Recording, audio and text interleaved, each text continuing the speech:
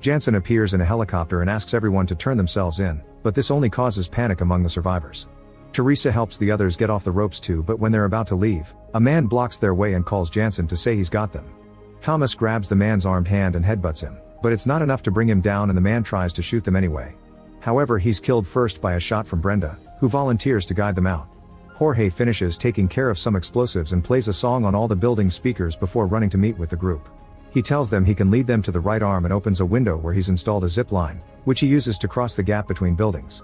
All the teens cross after him except for Thomas, who runs after Brenda when she goes back to pick something up. Soon they're surrounded by soldiers and Brenda opens fire, creating a distraction for them to run. The duo has to walk on some narrow steel beam to make their escape, and the guards can't shoot them because they'd fall to their deaths and they need them alive. When the song ends, it triggers Jorge's bombs and a massive explosion kills the guards. The building is starting to collapse, so Brenda and Thomas use some cables to slide down an elevator shaft and reach the lower floor before the debris can crush them. The debris also blocks the shaft, so their only option is to escape through the sewers. After walking around for a while, they find a mysterious plant covering the walls and a crank attached to it eating a live rat.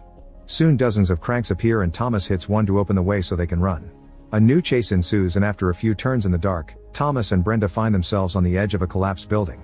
Since the cranks are still coming after them, they start climbing up while dodging any falling debris or objects. Brenda kicks a crank off when it gets too close, but when she tries to hold on to a metal bar it breaks and she falls, landing on a cracked window that cracks further when she moves. A crank appears and starts fighting her on the glass, so Thomas rushes to grab her before fully breaking the glass to make the crank fall into the abyss.